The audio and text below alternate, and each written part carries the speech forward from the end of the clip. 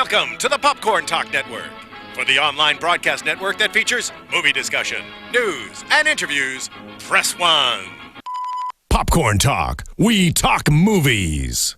In a world where action movies are constantly exploding at the box office, our heroes take on the monumental task of dissecting and analyzing all aspects of action movies to truly understand what it takes to make a great action film.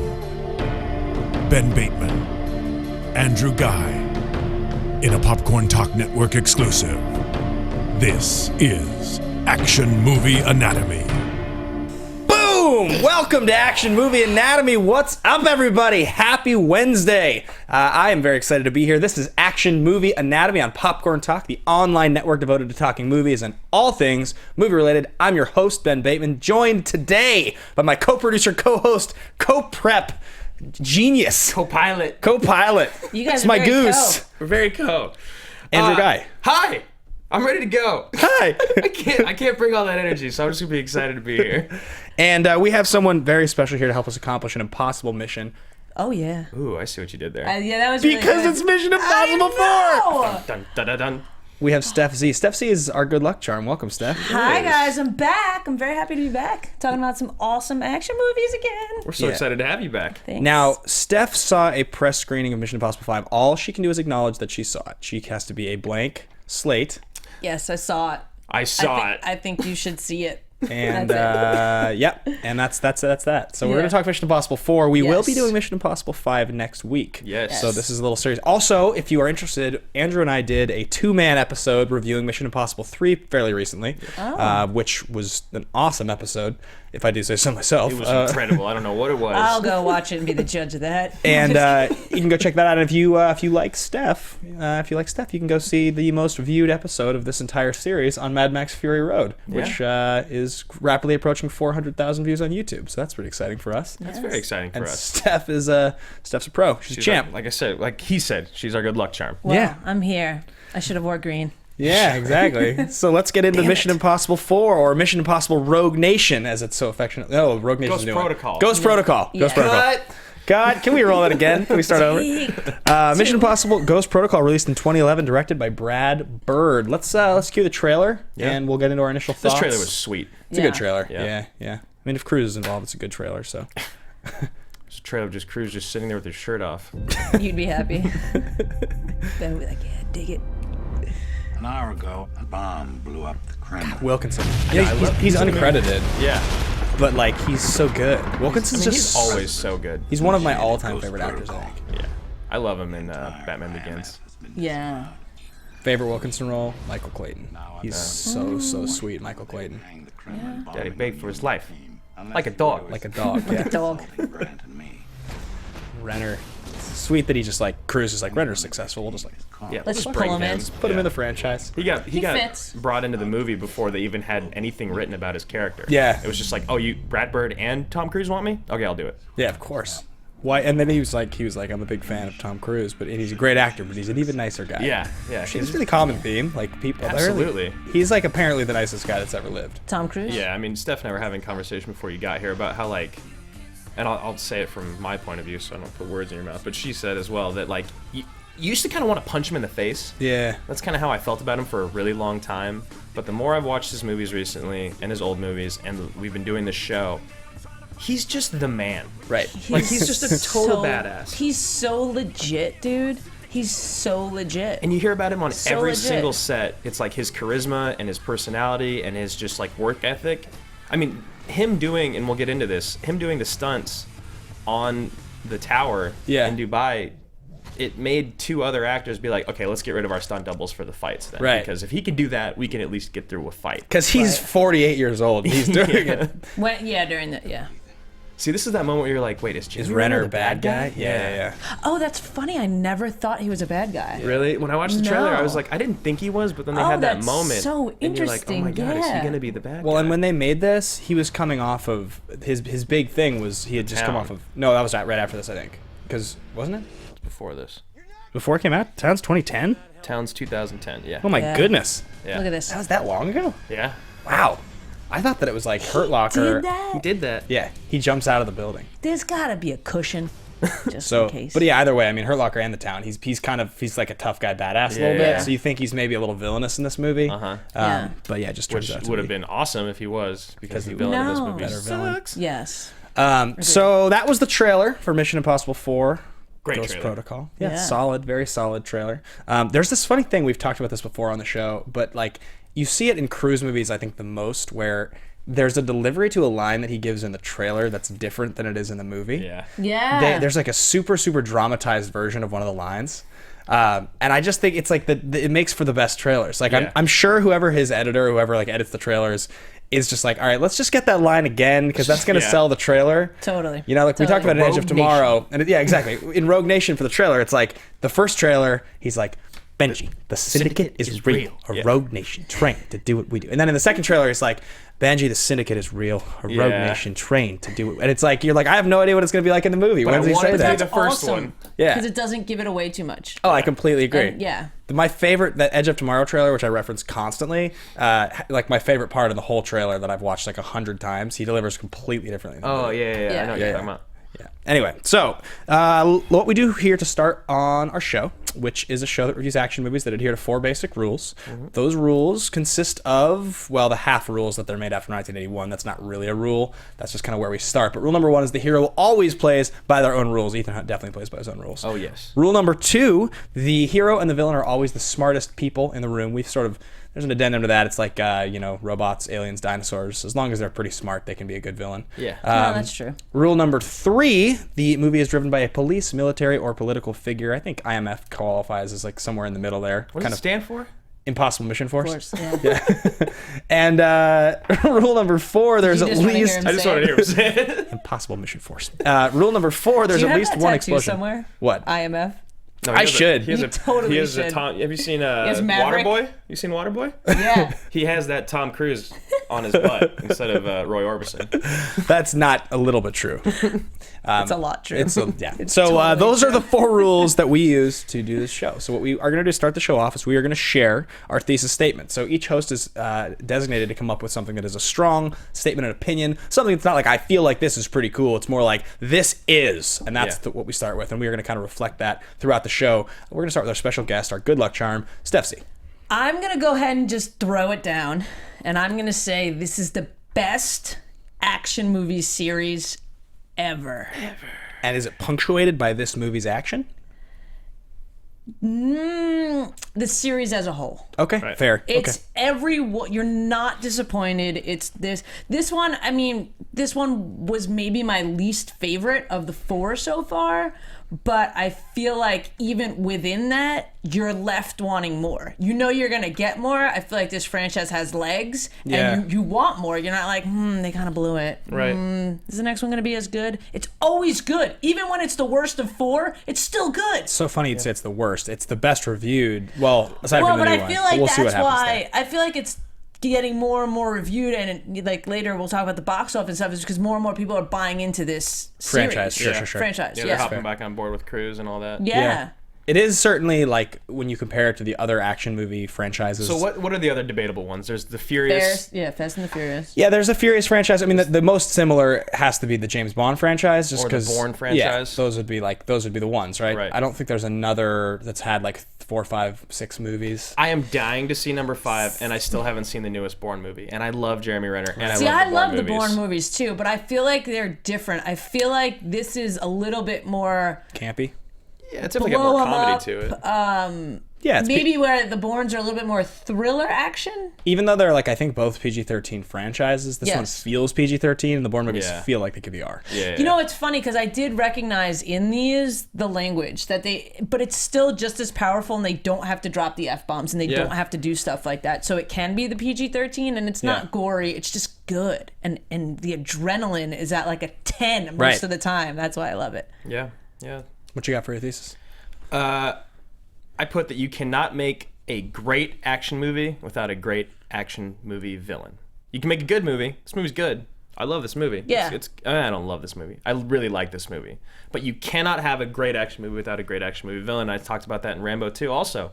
the guys, the two villains in this movie, the 2.5, the girl, the older guy, and his like henchman. Yeah. I don't care about any of them. I don't think they're intimidating at all. The girl's kind of a badass, but like not really. Yeah. You know, the guy is completely faceless. It doesn't even he could just be like a box that's floating around on the Barely screen that's says like anything. spitting out Right. lines. It's really hard for me to hop on board. That's why I think 3 is a better movie. Yeah. Philip Seymour Hoffman. Because I PSA agree. is just one of the is great action insane. villains ever. Yeah. And Dougray Scott in number 2, I find that movie more enjoyable. Hunt. Yeah. Chimera virus. Because he's cool in it. He's really evil in it. Yeah. And you can totally hop on board with that. So that's my thing. You can't make a great action movie without a great action movie villain, and that's why this movie is just good. But still, there's so much great action. Like, There yeah, is. you're not scared or threatened per se by this villain, and you're not buying into the villain. But the stuff they're doing in order to get to the villain is still adrenaline 10.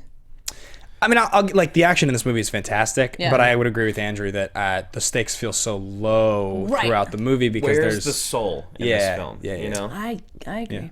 My thesis statement is that no action movie franchise reflects its director more than this action movie franchise. Because every one of these 5 films, and the 5th I haven't seen yet, but the 4 that I have seen, they're all directed by different directors. And Right. every one of them feels so distinctly like its director. And this one in particular, this is Brad Bird's directorial debut with a live action film. He had won 2 Academy Awards for doing The Incredibles and Ratatouille. He was largely, and The Iron Giant was another one that was very famous of his, he was largely an animated guy. He's And only an animated guy. yeah, this feels, I mean, if you think about the way this movie feels, it feels like The Incredibles. It has a very, very sort of like, Pixar obviously Except for is- there's higher stakes in The Incredibles. You Yeah. watch that Yeah. movie and you're like, oh man, what's gonna happen? In this movie, there's never a moment of like, oh my god, what's gonna happen? So yeah, I think that it's interesting, and Cruise says it in an interview about this film, that he was like, I didn't want to call it Mission Impossible 4 because I really want each of these movies to feel like a standalone adventure that you can watch on its own. I don't want you to feel like you're watching the 4th installment in a franchise. I mean, much like James Bond does. James Right. Bond is never James Bond 16. And for that reason, so you give Brad Bird, I mean, they encouraged Brad Bird. They were like, we want you to add as much of your own personality and your own ideas. We want you to create things. Yeah, because the script wasn't even full form by the time that they signed Right. Bird. Yeah. And Abrams was kind of like beating around the bush about it. And then he was like, okay, here's the truth, man. Honestly, we don't really have a script. Yeah. Like, we're kind of working on it. So you Right. can put in as much as you want of your own Yeah. stuff. And You know what I noticed about this one too, and I don't know if I just noticed it and it's not a big deal, or if you guys noticed it, but a lot of 1 through 3, it would say like produced by, Yeah. and it said Tom Cruise and the other producers. 4 was the first one that says a Tom Cruise production. Because he's not doing it with Paula Wagner, and the reason Right. is because, and we will get to this. I'm Oh, actually going to I didn't know table if it was that. on your notes. Well, I'm going to table that for just a Okay. second because it's very, very reflective of where this was in his career. Got it. And we'll get to star profiles in just a minute. But before we get to star profiles and kind of get into that, which is a very interesting point, we are going to do our fist pump moment. So the fist pump moment, guys, is the first part of the show where if you want to jump in, I mean, obviously, if you ever have a thesis and you want to throw it at us, please feel free to do so. But the fist pump is kind of that moment where you're sitting and you're watching the movie, and maybe it's nighttime, there's no one around you, and you're at home by yourself, and you just look around, and you're like, is anybody watching this? Right. You're like, what's... It could be anything. It could just be like a theme song. It could be like the hero kissing the girl. It could be an explosion. It could be anything. We call it a fist pump moment. An F yeah moment, if you will. So, fist, yeah. fist yeah. Is that what it means? No? Oh, that's No. new. You're we're gonna, We can swear on the show. We're just not going to. If you guys want to throw it at us, you can find me on Twitter at Ben Bateman Media. At Andrew Ghai on Twitter. at I am Stef Z. So please tweet at us during this at any point in time. If you have an idea, just stop watching, click pause, and go tweet, and then come back, or you can leave it in the YouTube comments. But we are going to start. We'll start with mine today. I always kind of go Let's the do it. reverse order. Yeah. My fist pump moment in this movie, because the stakes are so low emotionally, I don't have any fist pump moments. Like there was no moment where I was just like in the third movie, there was like a bunch of them. Oh, God. Yeah. It opens with a fist pump moment. Yeah, Yeah. that movie. But because I didn't really have a lot of emotional ones, the action is like mostly the fist pumping in this movie, and the one that like when I'm watching, you're just like, whoa, is when Cruise he rolls out of the moving car in the sandstorm. The collision happens, and the car flips over him, and he's like shielding his head, and it lands and smashes right in front of him. Yeah. It's that's just super badass. it's just like beautifully articulated. Just, I mean, the whole entire sequence, and it has to be some kind of green screen. I read the production notes. They don't reference how they do it. Yeah, it has to be. I mean, Tom Cruise is insane, but I don't think he's not gonna roll they're not gonna, under a risk flipping killing car. him. Yeah. I mean, they always risk killing him, but you know what I because mean. he jumps out of buildings. But yeah, that's pretty Sure, there's uncontrollable. safety nets, though. Yeah. So I think that's my fist bump moment. It's just one of those, like, there's so much just primal energy to that collision that it really, you pay attention. Yeah, absolutely. Me? Okay. So mine is the prison escape in the beginning. It's kind of the first, the gang's back. We're all together again. Right. He's like, open the door. He's like, oh, we're waiting. We're gonna wait. I can wait. And he's like, and he opens. So it's like the gang's all back together. Pegg's there being funny. Cruz is being his regular, charismatic, do whatever the hell I want self. He also gets some fighting in there. You get some cool gadgets. You get that thing that just disintegrates the floor. Yeah, it's a cool gadget. Right.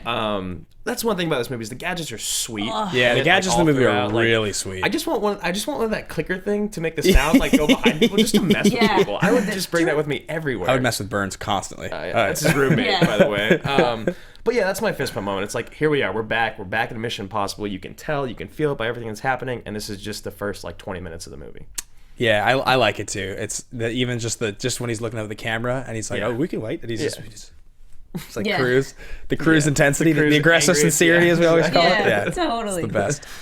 Mine is, I feel like sometimes, again, I feel with the ladies, mine has to be when Paula Patton kicked her out of the window. Yeah, it's a good super awesome. And there's so many times in movies like this where you have to, or the characters have to refrain from using the force they would want to for a different reason. Yeah. So they never usually get that revenge, so to speak, and she got it. She is an asset. I need her alive. Yeah. But it was almost like she didn't do it per se on purpose. No, she definitely doesn't. Yeah, but then it happened, and you feel for her, that's what was supposed to happen. You killed her man. Yeah. She don't kill you. Yeah, that was the sweet revenge. So that made me. Yeah. That whole around in that hotel was just. Yeah. Can we just make a checklist really quickly? It just came to mind when we talked about the gadgets. How many sweet gadgets are in this movie? I mean, there's at least 7. Okay, there's when Josh Holloway jumps off the building and throws the pouch that explodes into a cushion. That's number 1. Yeah. There's the disintegrating ground, which even is the really ring cool. that he wears, the class ring that knocks turns it that dude over out immediately. And then the ring is really cool. I definitely feel the hallway thing, the magnetic thing. Yeah, the magnetic thing. The hallway thing is awesome. Yeah. That is insane. It's so absurd, but it's genius. But I love too how you see how he puts his head. Benji puts his head in it. You know what I mean? It's like he's still figuring it out. I love when the Russian guards run by it and they move it, and the one guy stops. He's like, what is this? You yeah. know?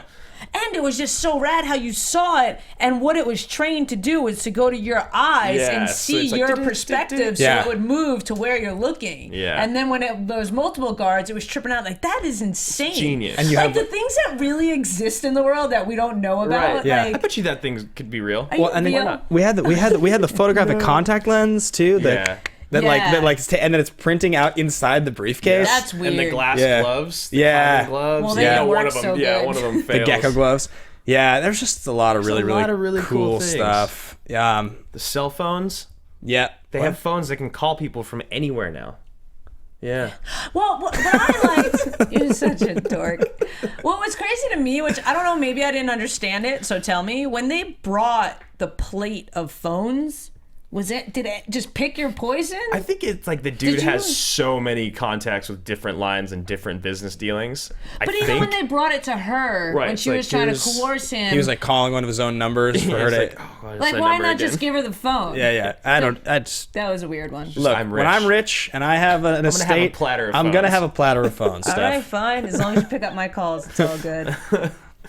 Yeah, I think that's most of the really cool ones, right? There was just a lot of speed. I mean, that's one of the things that makes cars are crazy too. Yeah. Oh, that concept BMW is so sweet. Yeah, I mean, so that's the biggest similarity between the Bond movies and the MI movies is that it's special agent with a bunch of cool gadgets and an incredible infrastructure that's just is everywhere and can do anything. Yeah. I mean, that's the other thing that's so hilarious about these characters, right? The moment when Cruise is what's he say? He's like, "You're chief analyst, huh?" And he's like, "Yeah." And he takes a pen and he's like, he just draws this guy. This? He's like, my training allows me to draw the face of anybody I've seen in 3.2 seconds. Like, it's like, what?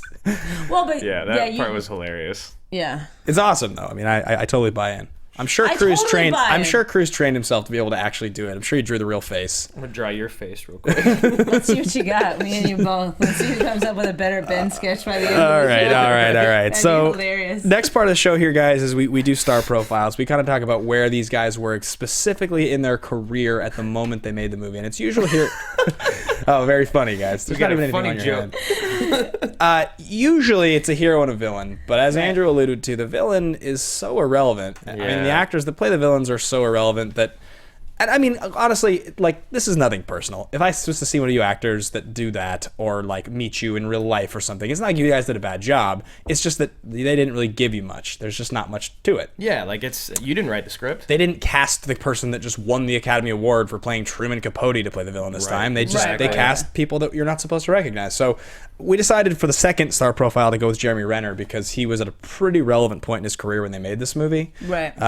The Easter egg special shout out that I will give is Josh Holloway, because they had wrapped Lost in 2010 and this came out in 2011, so he was clearly filming this in the final season of Lost. He was, I would say, the most popular character probably from that show in the end, because Matthew Fox kind of fell off in terms of popularity. People just got annoyed. So this was like sort of the big culmination of the fact that you're on one of the biggest shows of your generation. Now you get to be a pretty badass character in a Mission Impossible movie. And so, but I mean, there's not much more to say about him. So let's get into Tom Cruise and let's talk about what Steph mentioned previously about not working with Paula Patton, and this was not a Cruise Wagner production. So what happened, and we alluded to this in the episode we did about 3, but I'll reiterate, is that Cruise went on a pretty insane run in the early 2000s, and he ripped off a few movies there with like War of the Worlds, Last Samurai, Collateral, huge Minority Report, gigantic money makers that were extremely well reviewed, that he does a great job in. So on the press tour in 2005 for War of the Worlds, he started to openly discuss Scientology at length. And he got a lot of flack for it. And his brand over the course of the next 12 months took a pretty significant hit for a few reasons. The first of which was the Scientology stuff, the freak out on Oprah's couch about meeting Katie Holmes. What year was that in, the couch? 2005. Or early 2006, but it was before Mission Impossible 3 came out. So he had been producing movies with Paula Wagner since the first Mission Impossible. They had been a team, and every movie he had done from mid-90s into the mid-2000s was with Paula Wagner. Yep. So what happened was that Mission Impossible 3, even though should have been an extremely successful movie, was a flop relative to what they expected and the franchise expected. And so crazy. He split with Paula Wagner. Totally. As his production partner. Now the next few years of Cruise's career were pretty rough, and that sort of starts to get into where he was. The previous 3 movies that he did to this were Night and Day with Cameron Diaz in 2010, Valkyrie in 2008, and Tropic Thunder in 2008. The big change is 2008 because from 2006 to 2008, those 2 years, Cruise had normally been releasing about like a movie a year, a very successful movie a year. I don't think he has anything come out in 2007. Yeah, and everything that he did after War of the Worlds up until like this point was pretty unsuccessful. Yeah, because Lions for Lambs is like, I want to say 2008, and that's a complete flop. Yeah. It was a weird movie too. It was like a political drama political drama. Yeah, it had a message. It was not his kind of movie. Yeah. It's interesting to me though too about the whole time in his life and how 3, I mean, I have to say for Mission Impossible 3 that I feel that Tom Cruise looks the best in that movie than all of them. And that's the time where he was like supposedly like happy in love.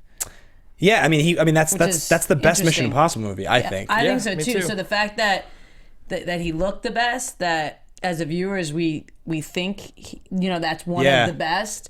But it didn't turn out that way at the box office. I mean, it's not always correct. Right. I'm sure, like, what else went up against it in the box office at the opening? You know what I mean? Like, there's. It was a lot, but you forget all the stuff that happened. The Matt Lauer interview. You remember that? Your glib Matt? His brand was just like nobody wanted anything to do with Tom Cruise. He was crazy. Yeah. He was like almost Mel Gibson, Passion of the Christ era, like untouchable. Yeah, it wasn't quite that bad, but it was very close. Yeah, because if you look at the next few years, right? Like Lions for Lambs is a flop. Right. Tropic Thunder, he redeemed himself on some level. Like people like he's but it really was so not him. Yeah, right. It's That was not when like people were like, traditional Cruise movie. People were like, you don't take yourself that seriously. Valkyrie didn't do particularly well. Night and Day is not a good movie and didn't do well. Rock of Ages did not do particularly well. Oblivion was a flop. Jack Reacher was a flop. I mean, this movie, in a lot of ways, because those are after. Yeah, it's in the middle of all of that. Yeah, 2011, this comes out, and on the strength of the brand, this became his most successful movie worldwide. Right. This movie did extremely well, but it didn't actually redeem his brand. I also think the massive success of Tropic Thunder, maybe in the fact that he didn't take himself so seriously, did also help bring people on. Yeah. And help bring people back around. Yeah. Maybe not buy into it Like, yet. it's mainly because of the brand, but just a little bit because of Tom Cruise, you know? I mean, quality is always the replacement for perception. If you look at Alex Rodriguez right now. The guy's in discussion for like comeback player of the year, and like that was the most hated athlete in the world like 2 years ago. I mean, it's just all you got to do is just win or do well. So it's like have a good PR. Yeah, you make you make you make a movie where you don't take yourself too seriously. It's pretty funny, great. Mission Impossible 4, people really liked it. It was very successful. It made a lot of money. So Edge of Tomorrow, people didn't see it, but now the word of mouth of that movie is that that's a great movie. People loved it. Right. I have a feeling Mission Impossible 5 is going to way outperform the expectation, which is currently sitting at about $42 million for the opening weekend. I 100% agree. I think it's going to do a lot better than that. I think it'll be the most successful of the series. Yeah, hands down. So I think too, just because and stuff we can talk about, like the previews and the amount of talk around him now doing his own stunts and that flight scene. I mean, you don't have to see the movie to see that scene. Yeah. There's been. I mean, last November I read an article about it and how he was doing it, and it's just like that's a lot more of that is coming out. And yes, people are more receiving it because that hit to the brand happened years ago, so people kind of get over it. People are fickle, Yeah. Well, he looks older too, so he's entering the next phase. I mean, if you look at because as you said, 06, the difference between 06 to 11 and then 11 to 15 is drastic. I mean, he looks like an aged action star. Like it's a good look. He looks older, but 06, he looks like he could still be 28. I mean, he's 40. I think you see this happen all the time. Like, again, another sports analogy that I'd give you is Kobe Bryant. Right. People hated Kobe for years. He was not he was changed his respected. number. Yeah, he was respected, but people hated Kobe. Yeah. The last 5 years. To show people are not loyal. Yeah. Right. The last 5 years, Kobe, I feel like his popularity has surged in the same way. In the same way, there's a respect level that Tom Cruise has now that I think 5-6 years ago people kind of weren't willing to give him. It's true. I just feel like he's kind of was a joke for a while. Yeah, I mean, that's how people saw him, and it was like you had movies like Top Gun and the beginning of the era of Tom Cruise where you were falling in love with him, and then you're kind of like, what is this guy doing? Yeah. And then you're like, wait, but he's still around and he's still super legit. I mean, from 7 to 12, he kind of did every role. Yeah. You got Lions for Lambs. He's kind of like a political, intense. You got Night and Day. He's like, oh, he's funny and he's lovable and he's charming. And then you have Valkyrie. It's like, oh, he can be serious. And this is a World War II movie. And you got Rock of Ages. It's like, oh, he can sing now. And he did it all. Right. Yeah, he was rebranding himself in every way possible. One of the things that I think is... Sorry, go ahead. I was going to say, one of my notes when we were watching this movie was that the Tom Cruise action brand is in a class of its own. Yes. And I think it's reflected in the fact that, let's just pretend the analysts are correct and that Mission Impossible 5 doesn't perform. It makes a lot of money, but it's way underperforms because it costs $150 million to make. We'll get to that budget. I don't think next week it will dissuade him. Yeah, we'll talk about that next week. I don't think that it will dissuade him from continuing to make any movie he wants to make for the rest of his career. And the beauty of the Tom Cruise brand is if Skydance or whoever else is financing the movie doesn't want to, somebody else will. Because if you spend $150 and it makes, like in Edge of Tomorrow's case, I think Worldwide was like $300 and it cost $190 to make or something like that. That's still enough profit where Tom Cruise is like, all I want to do is make movies. I'm just going to keep making movies. Yeah. So and I'm going to do whatever the hell I want. I'll finance some of it myself. I'll produce. Now, do you think that Tom Cruise action brand, as opposed to all the different kinds of genres he did in between that stage, was a specific thing to try and win back audiences in different areas? I think so. I think that's what I was trying to say, but I didn't quite get there. Yeah, that's what I was going to add. I feel like it was very strategic in, okay, maybe these people, I got to win back across the board, so I can slowly win back, and then once I win these people back, the bigger win will be then to get them come back to the action. Because I feel, just my opinion, that his true love is action films. Yeah, I mean, he's an adrenaline junkie. That's why he wants to do the stunts. That's why he, you know what I mean? So I feel like that is really where it kind of starts. Right. Yeah, I would agree. Anyway, we should move on to Renner because we have quite a bit to cover today. So Renner, Renner is obviously the beneficiary of the Hurt Locker. That's where we all learned about him. He was in a few other things before that. I mean, he had a career. Yeah, he had a long career, but it was. But when you're in the Best Picture winning movie, he got a lot of attention. Just savage in it. Yeah, he's awesome. Hurt Locker's great. He's so good. Yeah.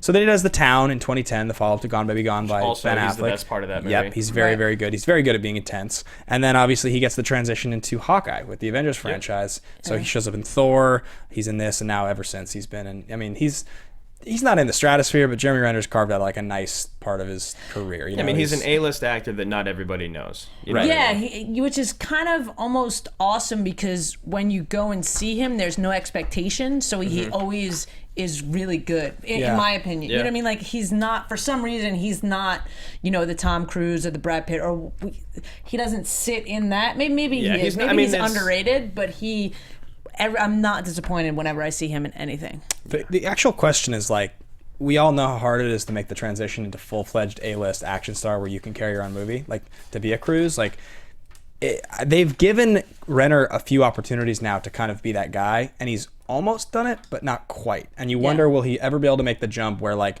that Bourne movie was not particularly well received. Nobody really ever talks about it. Like, would he ever be able to take over the Mission Impossible franchise? Like, is that a thing that you would buy into? You think so? Totally. See, I don't want to see that, at least not for a while, because like we were talking about earlier, Tom Cruise has played older. He's played Salt and Pepper Look, like he's played older, and he can still carry it. And I feel like with these movies, that would only enhance, the masks or the this or the that. Like, there's ways that he can still, and he's still in such great shape. I feel like there's got to be at least 3 more of just him. God, I hope so. I hope so too. I hope more. I mean, the next 10 years that's a rough 10 years.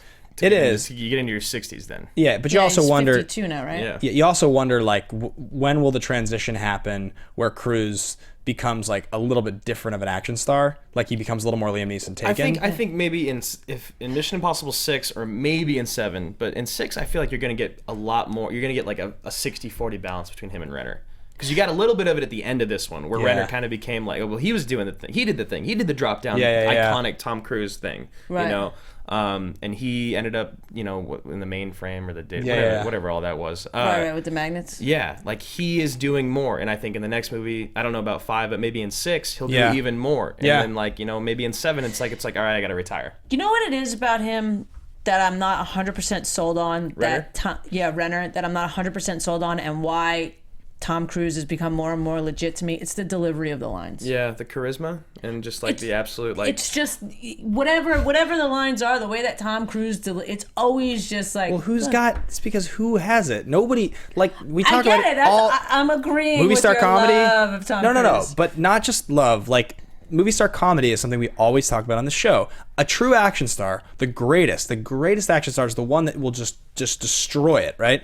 They're the guys that can deliver a line in all seriousness, and just like Cruise climbing the building and just the look on his face and the way that he's saying, you're just laughing because it's like he just has it, right? He's always had it. Renner's really great. I love him to death. He doesn't have it in the same way. It's almost he's a little stiff still. He's like a great. Gotta like loosen up into it. It's like what he doesn't have doesn't make him not a good choice. It just means that it's a totally different kind of action star. I mean, I gotta watch 5. I gotta see how he feels. Agreed. Because in 4, that's the point. He is supposed to be a stiff character. He's Chief the whole analyst, time he's like a chief analyst that isn't actually a chief analyst. That's right. He's like in disguise essentially. Not even that. He feels like a jerk. He feels like he feels he's carrying around a burden. Yeah, like he's a failure. Yeah, and I failed this dude. Yeah. That now saved me out of this car and is vouching for me and keeping me around. I kind of messed up, and it's almost like it's like a guilt that he's bringing around with him. Yeah. So, but yeah, we'll see. You'll see. So I do want to jump into production development, writing, directors, producers, and all that sort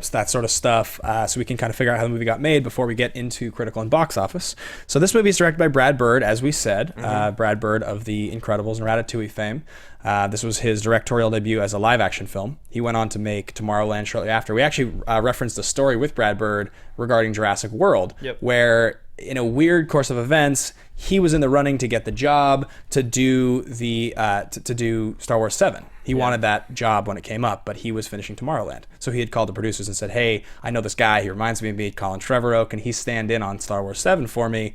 they were currently looking for a director for Jurassic World. They watched Trevorrow's movie. They're like, just give Trevorrow guy this Jurassic World, and Brad, no. You just stick with Tomorrow. We're gonna hire Abrams. Yeah. Right. So I think that's kind of funny. And I think that honestly, all of it worked out the way it should have. Yeah, agreed. Yeah. Agreed. Though I didn't see Tomorrowland, did you? I didn't, but I don't think that I would want him to direct Star Wars, and I wouldn't have wanted him to direct Jurassic World. If he directed Star Wars, I think it would have been cornier than it's going to be. Yeah, because this movie's corny. Yeah. Yeah, totally. So he was encouraged to put his brand into this movie, as he did, like I said, with reflecting its director pretty clearly. Some of the things like Brand's iCam or the exploding payphone, those are his particular ideas that he wanted to implement into the movie because they didn't have a fully working script. So, yeah, they took, October 2010 to March 2011 to make this movie. I think it was directly following or preceding Oblivion, right? I think it was maybe right before Oblivion. Is that right? Yes. And then right from Oblivion, he goes into Edge of Tomorrow. So this is like Abrams had his stamp on this movie. Even though he directed and produced 3, and 3 was his first movie, he got caught up finishing Super 8 because he was in talks to originally direct this. And he brought on a lot of his guys. So the writers, Josh Appelbaum, André Nemec, these are guys that he knew from working on Alias, various other shows. Yeah. They're very much TV writers. They're strong writers. I mean, they're very strong TV writers and producers. And his Bryan Burk is his producing partner, is one of the main producers on this movie. So Abrams is very much a big part of the Abrams knows what he's doing. Yeah, he knows how to pick his team. But you can really feel that he was not completely in this film. Yeah, 100%. 100%. I saw it in so many reviews, the critics had written, and I felt it the whole time watching the movie. And we talked about it a little bit in the beginning. This movie feels too cartoonish. The stakes aren't high enough. Yeah, and that feels like it doesn't feel like it has a soul. Ooh. You know what I mean? Like it's very enjoyable, but the characters are stiff and they're hollow. The dialogue is not that great, and like I said, there's never a moment. Like number 3 opens with a more intense moment than you'll find in this entire 2 hours and 15 minutes. Well, there's 2 moments in the third movie that we talked. Yeah, but I'm talking about the first 5 minutes. Yeah, that's the best part of the whole movie, right? Yeah. And as we've said, Cruise's acting is obviously paramount, but his game is elevated so much by the quality of Philip Seymour Hoffman, how evil he is. That scene is so great. And then the scene when, spoiler alert, when Carrie Russell, she's got the bomb in her brain and it explodes and her eye goes sideways. That's like some pretty disturbing stuff. Yeah. That's like very, very hardcore. Yeah, I mean, there are some cheesy scenes, but he gets one shoved up his nose too. Yeah, exactly. He dies.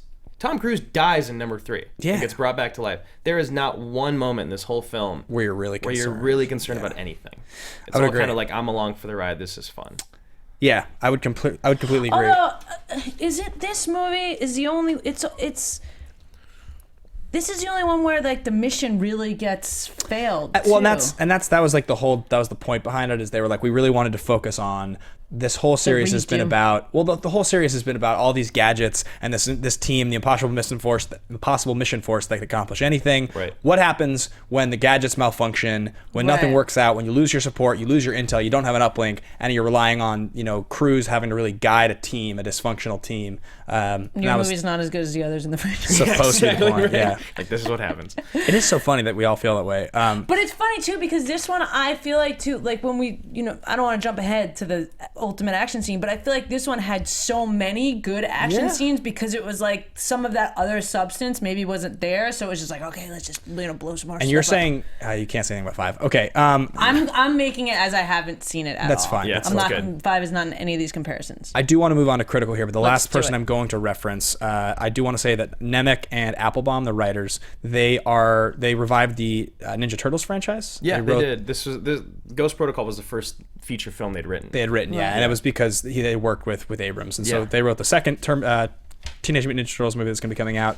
And then lastly, the producer we didn't reference, there's about 9 or 10 producers on this. A lot of regional producers in China and all over the place. But this kid, David Ellison. Yes. Yeah. And now I looked and I immediately got self-conscious. I was like, he's how old? Yeah. And he's doing what? Exactly. But it's because his dad is an oil billionaire. So he runs and is the founder of Skydance, which is the company that financed a lot of this movie. He's an executive producer on this. He is a deal maker. He gets a lot of movies done. Yeah. He's worked on a ton of big movies. He clearly must be good at his job. Yeah, absolutely. But IMDb his name and you'll be like, 33 years old. This kid? Really? True Grit, World War Z, Terminator Genesis, the next 2 Terminators. I mean, Yeah, successful kid. It's kind of funny. Have you guys seen Entourage? Yeah. It's kind of like how the kid in there is like the punk kid, but his dad has the money, Right, so he exactly. gets to be a part of stuff. Not that this kid's the punk kid, but still. Yeah, I mean, look, if you're gonna involve yourself in the most successful movies, like then there you're you not go. a punk. Yeah. Yeah, you've got to figure. And I mean, a lot of people come from a lot of money, and the fact that this is what this kid wanted to do, it's kind of awesome for him. Yeah, totally. I mean, I'm Good happy on for him. him. I'm also Good on jealous him. of him. Yeah, exactly. Yeah. I had no idea that Skydance was run by a 33-year-old kid. I mean, I've seen that logo left He's and been right. around for a Yeah. while. Yeah, Like so 8 years. Something yeah, that. like 9, 10, something like that. So anyway, Paramount, $145 million budget on this movie, released December 16th, 2011. Ended up being the most successful movie in the Mission Impossible franchise by quite a large margin worldwide, $694.7 million total. Ooh. Domestic only 209 though. Yeah, which is interesting, but it makes. I mean, you find that a lot in these movies with these type of people, is that they. A great example is Will Smith and Right. Denzel Washington. Yeah. So yeah. Tom Cruise, there's something about Tom Cruise to where everyone around the world loves Tom Cruise. They Yeah. absolutely love him, and the same thing with Will Smith. They love him. They don't hear all the BS that our media Right, 'cause puts it doesn't out. matter they over there. Right, They that's what don't I'm saying. care, So yeah. it's like they just know him for being Tom Cruise in all his movies, and I feel like they judge him more on what he's done than what people are talking about he's doing. You know Yeah. what I mean? Like it's movies. They don't. I don't know. It's super fascinating that box office success is this shifting paradigm derived from the previous success of Western culture that you're now seeing. Like every one of those actors you mentioned had immense success in the 80s and the 90s and the 2000s, and now with this movie, I don't think that they're really counting on it making that much money domestically, but they know that worldwide it's going to make so much money because they don't. It's like Taken. Yeah, it's the same with Yeah. Stephon Marbury playing basketball in China. Yeah, you can pay Stephon Marbury all this money because every single person in China wants to see Stephon Marbury play, so he'll make all this money even though he's not good enough to Nowhere start in on an the- NBA yeah, team anymore. Exactly. Well, but I feel like too with people like Tom Cruise and Will Smith, it's that my generation. Well, I mean, I'm a little bit older than you guys, but Tom Cruise was the guy that you were like, oh, he's like the number one guy. He's like the the cute coolest guy. He's guy, the crush. yeah. Yeah. And it's like people my age now are old enough to have children and now they want to bring their kids to something that they thought was cool back. Right. Like there's a double generation thing happening with Tom Cruise right now. True. And I feel like, and even the generation before mine, like the baby boomers and like Yeah. my mom's generation, they all know him too. So he's got like Yeah. 3 generations working for him right now. I mean, my mom is- some of those actors in that age Yeah. group. Yeah, my mom's 67 and she loves Tom Cruise. Yeah. Right. And kids nowadays, like you talk to a 15-year-old, they're going to want to see Mission Impossible. Right. It Yeah, looks like sweet. his demo is like it's this. massive. I remember Collateral coming out and seeing it in theaters and being excited and telling my friends that I was going to see it and like them all just being like, "Wow, how'd you go see that who movie?" is this Because guy? it was that weird awkward time where like his brand was as big as it ever had been in the U.S., but people were just beginning to tune out, and then the 05 thing happened. the and dark ages. 10 years later, it's like it's swinging back around, but it's like more than anything, it's like swinging back around not in the way that you'd expect. He's never going to be able to regain that perch as like the guy you're talking about. Yeah. Yeah. Because He's never going to be Jerry Maguire, Tom Cruise again. he's not that guy anymore. Yeah. He's in a different part of his career. And there's, I mean, I don't know. I mean, isn't he like going at like leaving Scientology? Maybe he'll get it back. Maybe. Maybe. I can't wait to see Mana. Yeah, I'm really excited. I really want to see what happens when you get like an older Tom Cruise in a dramatic, intense role with a great director. Have you heard about this? No. Doug Liman's movie, he's filming it, or he's maybe just finished filming it. He's like a CIA helicopter pilot in the 80s who's a drug smuggler. Tom Cruise plays that? Yeah. See, that's what I'm saying. Comes out He next can year. play old, though. He can play that. Exactly. But it's going to be more of pumped. I think, a drama action thriller than Yeah. it is just a straight up action movie. Yeah, but I he don't- can still do both. Yeah, I I'm don't not know what disagreeing to with that. expect from it, but I mean, Which I like is- Lyman and I like Cruise. Yeah, So Which is absolutely. a little bit more why I put this kind of differently than the Bourne movies. I feel like the Bourne movies They are a are. little bit more like that than this is closer to like the Fast and Furious Yeah, like franchise. they categorize this movie as an action thriller This is not a thriller. No. The Bourne movies are much more thrillers. This is just Absolutely. an action-adventure movie. Yes, adventure. All right, let's move. So, well, I do want to talk just really quickly. So, this is the same thing I noticed actually when I looked at the box office. You can throw it up on the screen here to see what the opening weekend of Mission Impossible 1 was back in the mid-90s. This is the all-time worldwide of Mission Impossible here, which is also relevant. We could talk about that a little bit as well. But they both opened like partially in sneak peek screenings the prior week. So this one opened in 425 theaters the previous week and grossed $13 million to set the record for the highest grossing opening weekend in less than 600 theaters. Yeah, which is huge. But then it had an actual opening weekend, less than 13. So it's the same thing that happened with the first Mission Impossible movie, where it made 18,000 or something like that. Like it made like no money with like 300 theaters the first weekend, and then it obviously opened for like $70 million the next weekend. Mission Impossible 3. Yeah, it's crazy to me that it's almost $300 million less worldwide. Yeah, no one wanted to see it. Yeah, and it's all you people out there, go see it. Yeah, it's interesting to me that domestically 1 and 2 were more successful if you adjust for inflation. Like, really? 1 and 2 are going to both be more successful than 3 and 4 domestically? It's those years. Exactly. That's what we were talking about, right? Yeah. It's so crazy. It matters. So crazy that this movie that made almost $1 billion did it all overseas. Yeah. Definitely pretty bananas. No doubt about it. I can't wait to see the. I mean, hopefully by next week when we do the show on 5, it will be enough time to where the critical will balance out to where it's not just 100% because 3 people have reviewed it. Yeah. And then we'll be able to see good numbers. Drew and I are going to be going to see it together this weekend. We so will. We can't wait to tell you guys. At the new theaters, they have those Sunday night, I think. the 2 seats that are separate. Yeah. It's like they're all by 2s. And they have electronic reclining seats. Yep. Oh, you're going to the drive-in, the dine-in. I don't know what Drew's talking about. Oh, okay.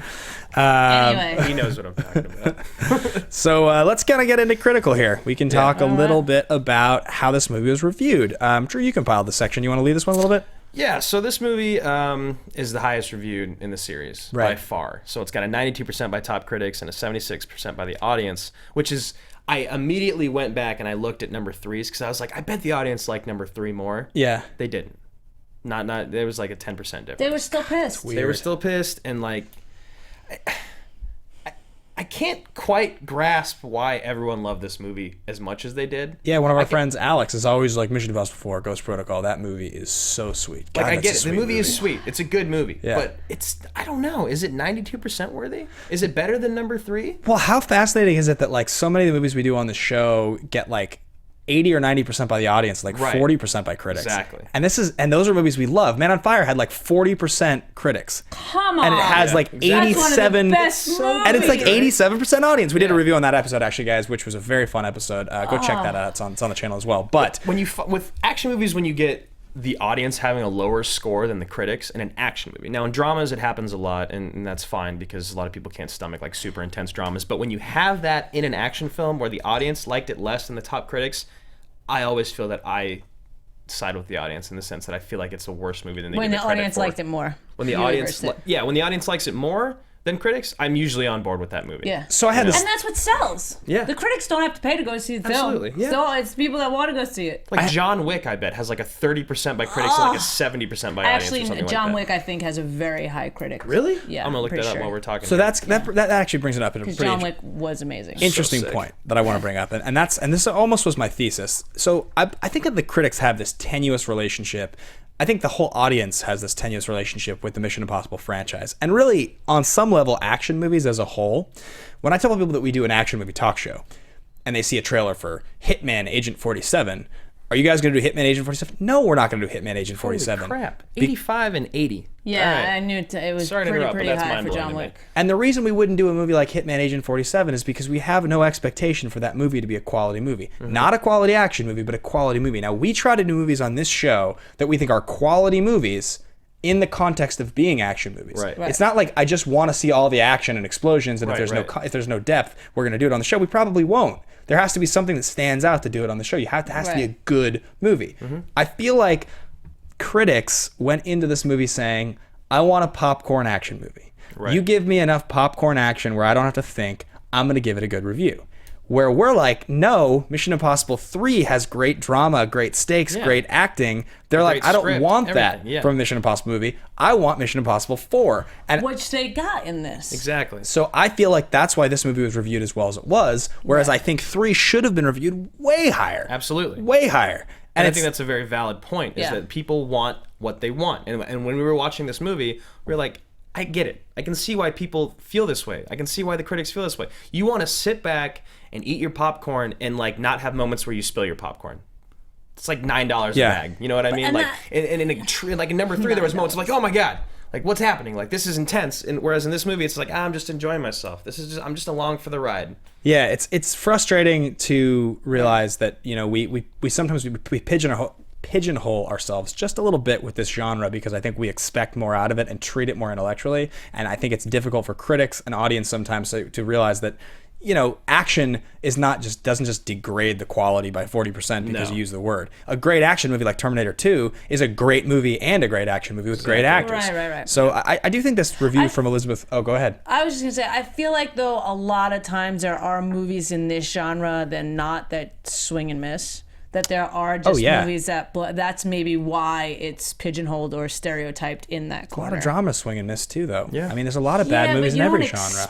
You expect a certain something from. I think the expectation when you go into a drama, it could be: is this going to be a tearjerker? Is this going to be suspense? Is this going to be a love story? Like, what's it going to be? With action, it's like, you know, the people that love it and the adrenaline junkies want something, and if they don't, like, it's a little bit easier to swing and miss, my opinion. I understand what you're saying there. Yeah. It's fair. I do think this review from Elizabeth Weitzman from the New York Daily News is pretty interesting. She says, as an action thriller, Mission Impossible Ghost Protocol is immaculately structured. It's built from massive explosions and high-risk car chases and mind-blowing stunts and awesome gadgets. The only thing that's missing, in fact, is a soul. Yeah. On the other hand, there's a good chance you'll get so caught up in what they're doing, you won't even notice how stiff and inhuman the actors appear. That's exactly it. People got caught up, I think, in the popcorn. They Totally. got completely, because again, goes back to that ultimate action scene. There's so many good action scenes in this, and you're just like, wait, what is happening now? Wait, what is he doing? Wait, what? Yeah. Yeah, it's like you're watching the whole thing. You're like, oh wow, oh my God, and then you get to the end. You're like, wait, but why? Yeah. Right. What happened? Because of what? Where, why? Like, where's the substance, you know? And I felt that a lot watching this movie. Is like, oh, the Dubai thing is sick. The sandstorm is incredible. Right. Like, but then at the end of the movie, you're just like, oh, so they were trying to stop the Russians from firing a nuclear missile on San Francisco. Right. Cool. Yeah, you lost track of the plot. Yeah. Yep. Kind of.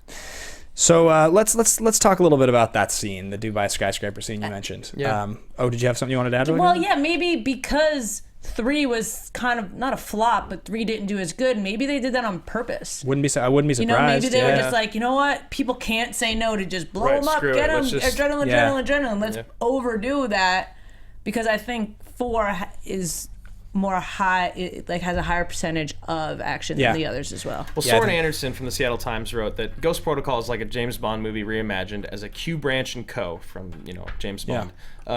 Where the gizmos and gadgets aren't deployed to support the story, they are the story. The plot is simply an excuse to show off all that whiz-bang technology. True. And I felt that throughout the entire Which film. is particularly hilarious considering they're supposed to have no uplink and like no gadgets. They're supposed to and be it's on their still- own. Yeah, it's still just mind-blowing gadgets the whole time. Yeah. Yeah. So the Dubai skyscraper, say what we will about Seoul, is one of the most, like, now it's getting all the publicity in the world. And a review of 5 that I saw online mentioned something. It's like Tom Cruise is becoming the modern day Jackie Chan, is what they said, in the sense that he does his own stunts. You watch this He doesn't scene look anything like Jackie Chan. in the movie, and movies are done so brilliantly now with stunt doubles and CGI. Yeah. Nowadays, you just take for granted what you're watching. Right. The fact that he's doing it for real. For real. So they were originally it was scheduled, stunt coordinator Greg Smers had intended to build a set representing portions of the building for Cruise to climb. It was going to be in like a controlled environment, right? So they were going to do 2 days on the building, the tallest building in the world, by the way, in Dubai. And then they were going to shoot like another 8 days on this controlled set. So Tom was going to climb on the set, and then they were going to digitally extend the edges of it.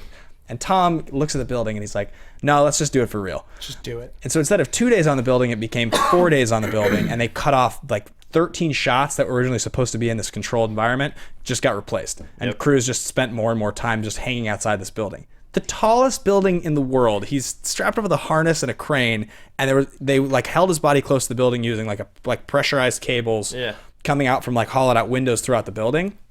Which they had to like the window cleaning crew, they had to hire technicians to like carefully chip away parts of these windows to pull them off because of the pressure. Yeah. Like it's just everything that they did for this scene is insane. It's just so mind-blowing. Yeah. But again, that makes it legit. It does. And like them shooting in IMAX. Like Brad Bird talks about, it's like right. when you shoot in IMAX and you're up there with these cameras, not only can you see the cars in the traffic that's thousands of feet below, but you can actually see when he's touching the glass, it bend from the pressure of the wind and the atmosphere, and then just like having a person touch them. And there's only like 30 minutes of this movie shot in actual IMAX. Yeah. But when you're watching this scene, you can really, really tell. Yeah. We have a little behind the scenes thing we'll cue up while we're talking here in the background just to show you all the various crews running out of the open window and jumping with a cable attached to his body and then running down the side of the building. That's real. He did a 20-foot free fall at 125 stories in the air or whatever. Swinging off the side of the building repeatedly is real. That thing where he's like kind of hanging and dangling, and he kicks his body and like sort of almost like pirouettes his body around the edge of the building. Yeah. It's all real. There's like a bunch of behind the scenes footage of just bystanders standing on local balconies they're just are just watching him. Tom Cruise. Yeah, and he just kicks, like you're flying right now. Yeah. It's insane. Cruise is like, he's up there on the edge of the building, like talking to Bird on his like little mic, and he's like, people are waving at him. Cruise is just waving. It's just unreal. And it's so funny. Look at that. Holy. We're sitting there. Sorry, I'm in awe. Yeah, right? I haven't seen this piece. We're sitting there watching this movie, and that's real. Like he's doing that, and he's running down the building. He's running down the side of a building. And what's so great? Wait, that didn't look very harnessed. It's not super harnessed. I mean, he has one crane with one harness. That's it. I mean, that's all you need when you weigh like 160 pounds. But like, still, you're Tom Cruise. What's more crazy, this or strapping yourself to the side of a plane at 3,000 feet? I say the plane. The plane would be more terrifying. Like, what if he gets sucked out, pulled off? I mean, I know you got a harness on, I feel like the plane, though, because he's closer to he's like strapped in. There's more strappage. I don't know. He's in the atmosphere. He's in space. He's not in space, but he's not at 30,000. I'm joking. I mean, he's just in the air. I mean, they're both so nuts. It's just hard for me to even fathom. Right. But I mean, so some of the stuff that we pulled about this. Burke and Abrams were traveling the world to promote Star Trek, and they stopped one night in Dubai, and they were sort of like, Dubai's a very vertical city. It's kind of like this beautiful, futuristic looking vertical city in the middle of the desert. We would really like to come back here and shoot something, is what they were thinking. So when they started thinking Mission Impossible, they just immediately were like, let's go shoot. What's the name of the building? It's Burj Khalifa. Yeah, the Burj Khalifa, which is the world's tallest building. Yeah. Also in Furious 7, and it's in so many movies now because it is incredibly beautiful and terrifying. Yeah, absolutely unbelievable. Cruise said that he trained for months and months, of course, to climb the building. He's always training for months and months. Core strength and just trying to get used to. I mean, the sheer comedy of that scene, I think comes. I mean, obviously they play off of it with a line from Patton and a line from Pegg, but as you're watching this movie and you kind of see Tom Cruise's face and everyone else's face as he's going out, it's like, are you guys really acting right now, or are you just blown away? Because when you're watching the film and you can see that it's all real, like Ben and I were like laughing on the couch because it was like, oh my god, dude, like this is real. Like you can tell this is real. It looks so there's nothing about this that looks fake at all. And like the struggle on his face and the worry in the eyes of his teammates, it's hilarious because it just feels so. That's how you feel as an audience member. I just love that. Like the whole time I was laughing in the scene and I was completely blown away. When the right glove fails. Yeah, I was laughing. I was like, oh no. And he just looks at it. He almost knew when the first one he like took it off slowly. I was like, oh, this is gonna go south real quick. Just shakes his head, just throws the glove away. Yeah. Just starts going sticks to the window again. Yeah. It's just like, of course. Amazing. So good. Yeah, unbelievable. So, I mean, I don't know that there's much more that really needs to be said about the scene aside from just the fact that it's just bananas. I'm wondering what again, I can't allude to anything you said about 5. Never mind. But never mind. The fact that he had to hold his breath for 6.5 minutes for one scene and that he hung off a plane for another, I can't wait. One or the other. I'm pretty fascinated by what that's going to look like. Just Just don't say anything. Just don't look at her, audience. Just don't She's look gonna at have her. a moment. I can't wait. I cannot wait to see Mission Impossible God. 5. I'm so bummed. I so want to see it with you guys, but I don't think I We're can. gonna be losing it. Yeah, we're going to be losing it. I know. I think that one of these days, like... How are you gonna wait till Sunday? I know. I'm already What is- dying. I Like know. Friday morning, we're going. Yeah, maybe we should just... Friday lunch. You work. Friday. All right, let's talk about this off the We'll air. All right, guys, that does it. trying to make for, plans, guys. That does it for the You're invited. the basic production Right. development Yeah. notes. Let's get into some fun stuff. Into our stuff. Let's talk about favorite lines and hero villain ranks and all that. So guys, again, I mentioned it once already, but if you're watching and you want to follow along and you want to participate here, this is the part that we encourage everybody to get in on the action. So we're going to talk favorite lines, where the hero and the villains rank, recasting the roles if we were to make it in the 80s or 90s, which are the categories it fits into. If you want to kind of join in the conversation, throw your thoughts at us. We mentioned our Twitters once already. You can comment on YouTube. Please let us know. Leave it in the comments and the reviews on iTunes, whatever you want to do. It really helps to hear from you guys. It makes the show way, way, way more fun for us. Absolutely. So let's talk favorite line. I definitely have mine. Yeah. Let's see. What is it? My favorite line is when they're in Dubai and the guy from Slumdog Millionaire, the super famous Indian Oh actor. yeah, let's hear it. What's his name? Like Paj Patel or something like. Yeah. I don't know what his don't name think is. I just that's made that up. But he's super famous. He's like the Indian Tom Cruise in a Yeah. lot I mean, of ways. he's the guy. And he's like going after Paula Patton, and she smashes his hand or whatever. And then Cruise kisses her, and then the phone platter arrives. And she picks up the phone on the other end. He's like, "What's his line?" He says, "My God, you're a passionate creature. I'd like to show you my collection of art." Collection of art. I love it. You said it like that. I love you. God, you're a passionate creature. It's a great line. I feel like I should use that at a bar on a girl. I think that's like a good pickup line. Right, but you don't have any art. I could say it. I have plenty of art. I could say it in that voice too. She wouldn't be creeped out. I want to see that happen. I definitely. God, I'll like. Did you just go I'll walk Slumdog over with the Millionaire on platter me? of phones. Got a platter of like Nokia phones from like back in the 90s. What's the line from Slumdog that he says when he's like bada bada, like what does he say? There's like some silly line that he says during the I know what you're talking about. I There's a do too, lot I don't though. know I it. can't remember what it is exactly. yeah. Anyway, it's a great movie. Love that movie. What do you got? What's your favorite line? Yeah. It's right after Cruise gets pulled in by Renner and Patton yeah. falling, and Simon Pegg comes in. He's like, "Woo!" It's like that was not easy, but I did it. What'd I miss? I like it. He's like that was ugly, but I did it. Yeah, he's like super proud of himself And for like they're laying on redoing the the floor. doors. Yeah. Like, what'd I miss? Yeah. My favorite line's just before that, in the beginning when Paula Patton walks in, and she's like, "Where's Ethan?" Yeah, and he's right out on the building. yeah. Like that leads into like him You out gotta there. be kidding me. Yeah. Yeah. I love. So- Yeah, she comes. She's like got her clothes, and she's Yeah. all, Yeah. she's like ready to do the mission. It's like, Yeah. wait, where'd he go? Yeah. And then course. it's like, oh, of course, the window's missing. I also love when he's like 20 minutes, Ethan, till knock, and he's like, the timer is not helping. helping. Yeah. No shit. Oh, I like the no shit a lot too. It's a good one. That was a good one.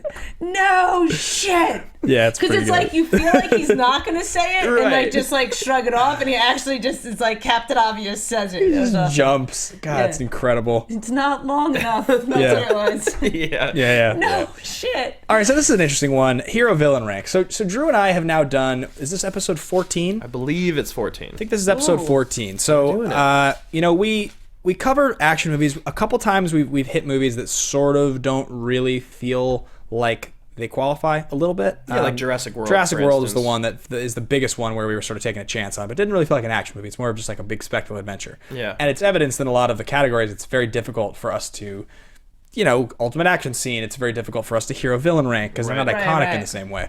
The Mission Impossible franchise has one iconic character. One iconic hero, Yes. Yeah. I'd say. And it's the Ethan Hunt. So we went through all of our rankings that we had used in the past, and we started to actually compile the list because we usually just eyeball it. And we go like, well, he's top 20, he's top Right, 15. right. Oh, awesome. We don't have it on us because we Okay. want to make a graphic. But Got it. when you come back next time as a guest, you'll be able to see it. It was interesting, though, of the 13 movies we've done, only a handful had characters we wanted to rank. Now, when we did Mission Impossible 3, we both agreed that Ethan Hunt, Mission Impossible 306, And we're all in agreement about this now that, was that the we've heard her best opinions. Ethan Hunt. Absolutely. I think for both of us, he's like top 10 or top 15. Yeah.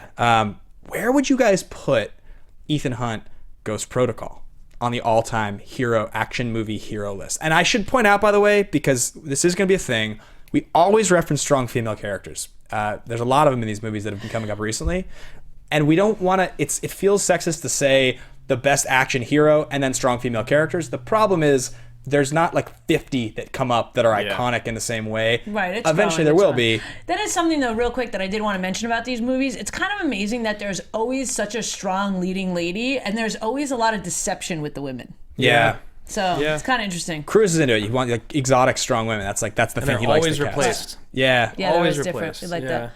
I'm gonna say, and this is why I'm gonna support it. I'm gonna say that this Ethan Hunt hero, top 5.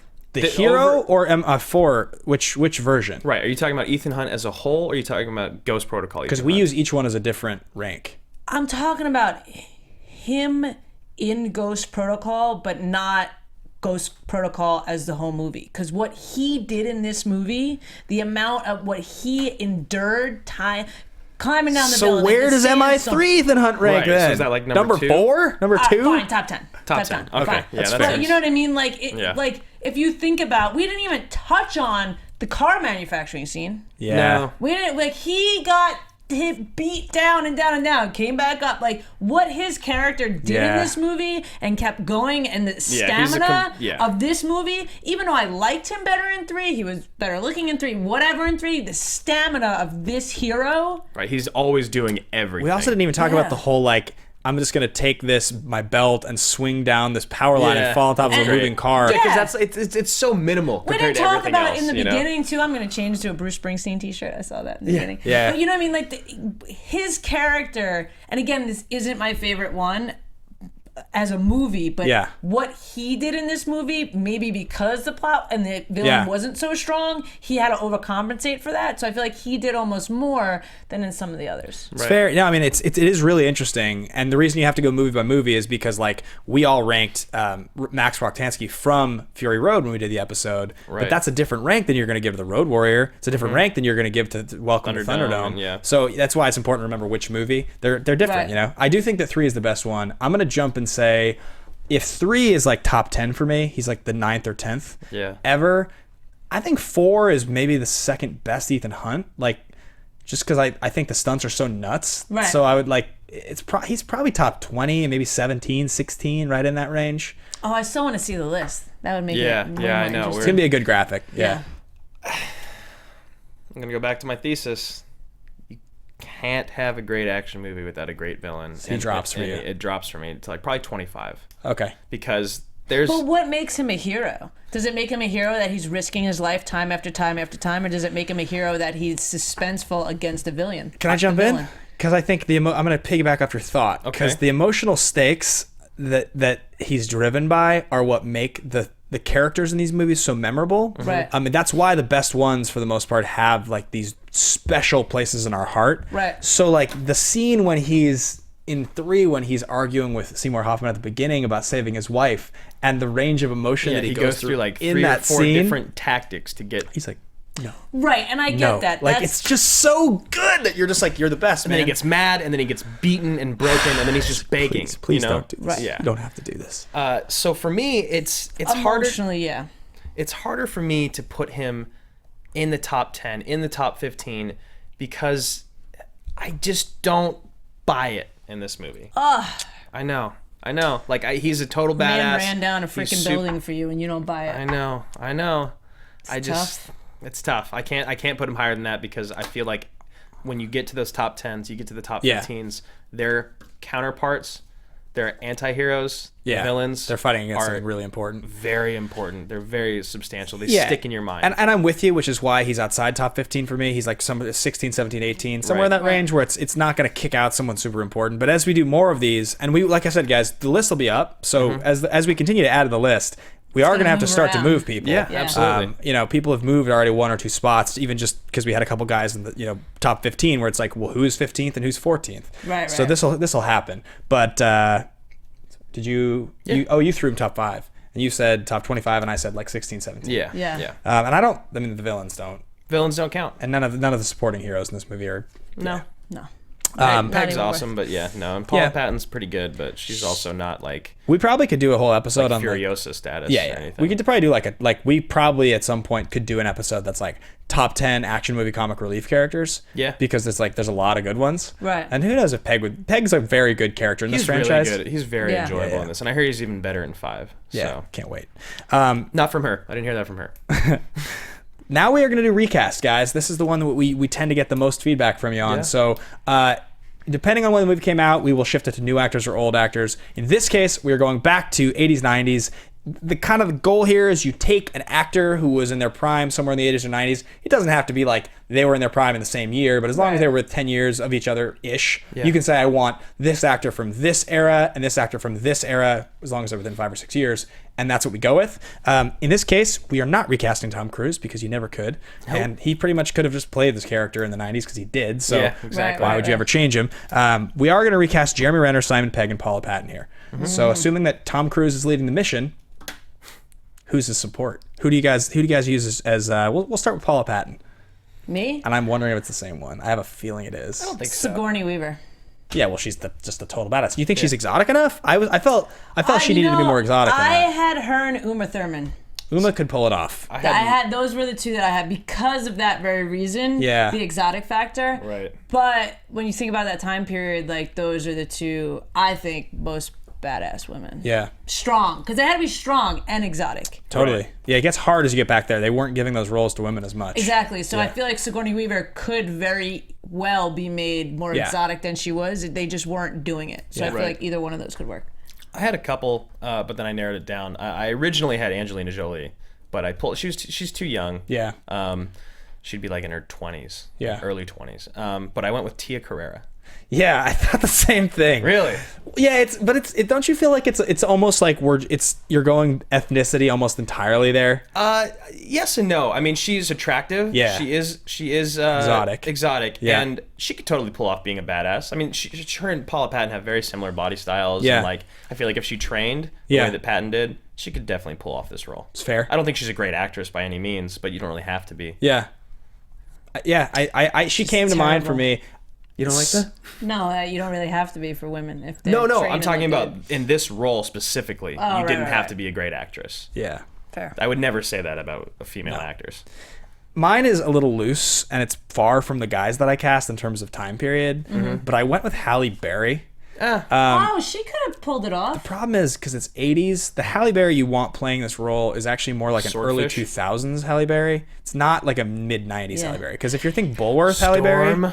Is that what you're Well, you talking know about? what Yeah, I really liked? Her I mean, name is ish. escaping me, but the woman that was in, I think she was either in 1 or 2, and he saved her with the car chase. Tandy Newton. Tandy Newton, yeah. Yeah. She was in Crash as well. Yeah. Yeah, I felt she was a very good pick. She was good. She was very She was good. very solid. Yeah. Yeah, I went Halle Berry. I think that like the years that I'm thinking, it's like Bulworth era, and that's too young. But I mean, who knows? Like you could have shifted her down. I don't think the Paula Patton had to be older in this role. I think she just was. She happened to be. Right.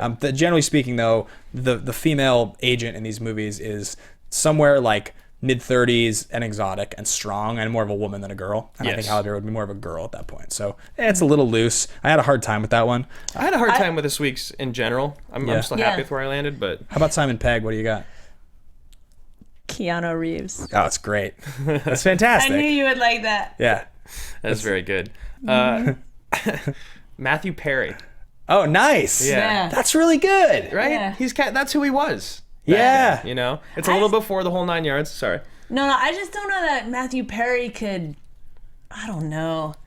It's like Simon Pegg, like he had, like, it's clear his character traits or something, but he can pull it together and be badass a little bit too. Right. Matthew Perry, See, okay, so I'm going to... He I don't know like if I'm gonna tries buy to it. pull it together and be a badass Yeah. for a minute, and it yeah, doesn't like work. I don't it know doesn't that work. I would buy that. I'm going to Yeah. respond Love you, mean it. because my thought was, I went through like 10 guys, right? Because I was like, if you're making this in the late 80s, who's going to be in it? Who's going to be kind of like silly enough? And I went through like both casts of SNL, the 80s and the 90s casts, right?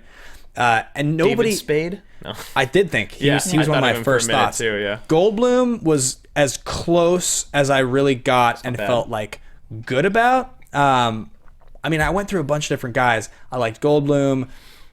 The one that I ended up settling on that was just like, and I know this is wrong, but again, I guess we're just changing it. I settled on Chevy Chase.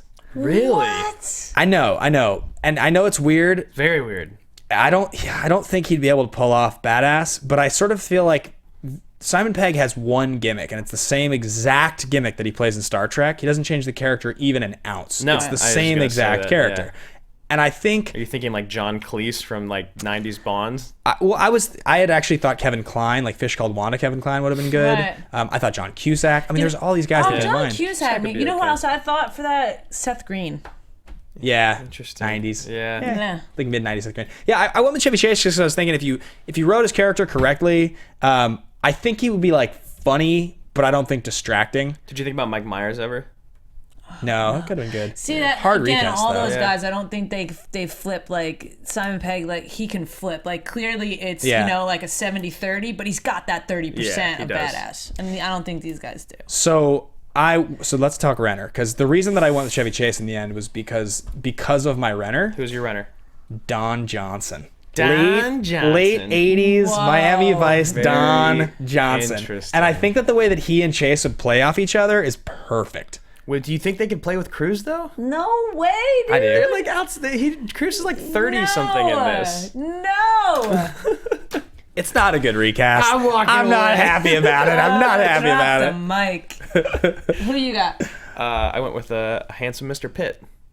Mr. Bradley Pitt. Brad? Yeah, Brad he's at can do anything, he's like the peak really. of his career, essentially in the '90s. Yeah. He's attractive. He's a badass. That's totally correct, actually. And he actually delivers lines. Similar. Similar He to has Tom that. Cruise. He has that whatever it is, that it factor that he Yeah. can do anything. Oh, I like that. Yeah, and he's yeah, that's actually very good. That actually I think is maybe the best of all of our recasts for the day. Well, We got one more. Oh. I've got Jean-Claude Van Damme. What? Come on. I think he would be good in that era, or Steven Seagal, like those guys. In the Renner role? Yeah. No. Yeah. The most legitimate thing either of those guys did, Seagal or Van Damme. Steven Seagal did Under Siege, and Jean-Claude Van Damme did Bloodsport. Totally, but- those are the peaks. But when you Jeremy look Renner at did them, Hurt they Locker. fit. Right. We're not talking Renner's career. We're talking this specific role that didn't really require that much. Good. Come on. I'm just saying, Chevy Chase, really, you come on at me. He's with a your comedy Chevy Chase. character. You can bend the rules a little. I mean, Renner has to Don be. Johnson, Miami Vice. Aren't you a fan? I mean, come on. Don Johnson's fantastic. You just like the pink Jean-Claude shirts. Van Damme, Steven Seagal, and Don Johnson with Tom Cruise. I take it back. Impossible Cruz 12. should play every role. Cruz should I just play also all had the Bruce roles. Willis too. P.S. It's too big. He would get in the way. Can't do it. I thought Mel Gibson. I thought Costner. You can't do either one for the Renner role. Yeah, but they wouldn't Oh, work. wait. I'm sorry. Gee, why did I say? Who did I say? Chevy Chase. Yeah, you said that out loud. Okay. I'm sorry. Multiple times. I forgot that I had the epiphany on the way here, because that was the guy that I settled on just before I walked in the door. The guy that came to mind, if you're making this early 90s, because it's pre-Oscar and pre-leading man, is Nicolas Cage. That's who I wanted. As Renner? No, Oh, no, as Pegg. As Pegg, because I think that like Raising Arizona, Red Rock West, Amos and Andrew era Nicolas Cage, before he was like a full-fledged movie star, Before he was a full-fledged Vampire's creepy. Kiss, all those, like that era where he's a little goofy, wild at heart, like he would be killer in that role. That's who I wanted. I take it back. Except Except you can't, Except because you everyone can't. Everyone heard him say Chevy Chase. I need to write these down. This happens way too often. I always write them down. I need to be like, I did. Yeah. Do you recognize Draw a picture. these names? You see these faces? Anyway, that's the recast for the day. Share your thoughts Let's with see us. what you guys think about Chevy Chase. Funny, Yes, there's please. a section on the outline called Cage versus Cruise. I like that we never actually do it. We just leave it on here for the guests to be confused every time. What does that mean? I know. we talk about it for like 5 minutes. We just like say a few lines from the movie in each of their voices. Yeah. So let's get into the final section, which is categories, guys. There are 3 action movie categories. They are totally ridiculous. This is a movie that falls off a cliff of absurd. It's just not even legitimate at all, though it's awesome, like Face Off. Totally legitimate, which is going to be a high-quality film like a Die Hard or a Fugitive. And lastly, ridiculously legitimate. It just says The Rock on the sheet because it's like kind of the pinnacle of the genre for us. But Point Break is another one. Speed. Movies that are like a combination of absurd and awesome. They're campy. They usually have like one performance that could be almost like award-worthy. which category do we think Mission Impossible 4 fits into? When we actually do The Rock on this show, I think our heads are just going to explode, and the audience won't be able to believe that we're actually doing this movie that we've talked about. It's just going to be a show of 22 fist pumps for each of us. Right. We'll just skip everything else. Quote the whole movie. We'll just watch it. It'll be live commentary. That's like what we should do for The Rock is live commentary. I'd love to. Yeah, it'd be amazing. Okay, sorry, I didn't mean to interrupt. Go ahead. Oh, me? Okay. Definitely, for me, ridiculously legitimate. There's a few things in this movie that the fist fight that the guy stands up to Tom Cruise, like the fact that's what I loved about 3 is like when he actually gets through everything and has to like fight Philip Seymour Hoffman. It's so quick. They roll out in the street and he kills him. He gets killed by a car, like decapitated by a car. He also in this scene drives a car what seems to be like 20 stories straight down. Yeah, I get there's an airbag. Cruise really did that. That was a real thing. It's just there's just a little bit too much to it that is unbelievable for me.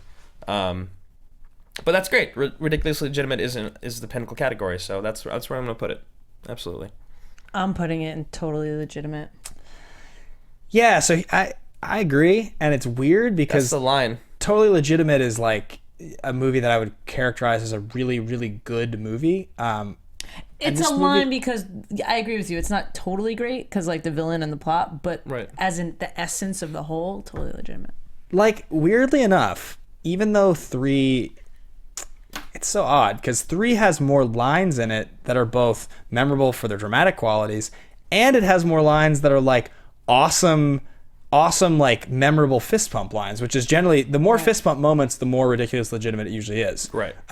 But I would almost think of 3 as more totally legitimate, but I have to call this totally legit because really I call this movie totally legit because it's like it doesn't do anything that makes me feel like it's absurd.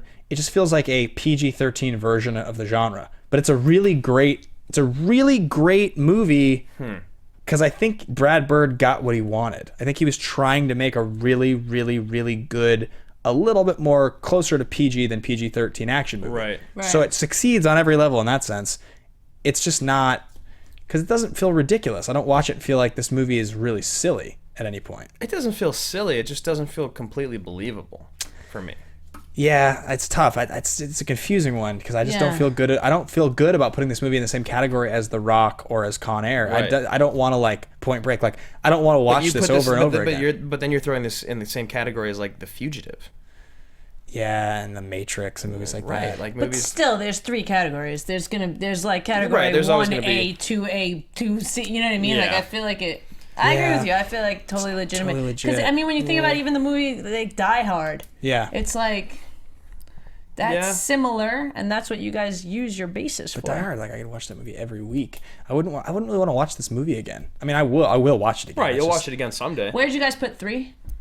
I honestly can't remember. I feel like totally legit. I think we must probably have put it did in totally legit. Yeah. These are the 2, 3 and 4 that are the totally legit ones. And I would, 1 is just confusing because it's a big steaming pile. Right, and 2 is completely ridiculous. This, for me, again, ridiculously legitimate. We'll agree to disagree. All right, we'll agree to disagree.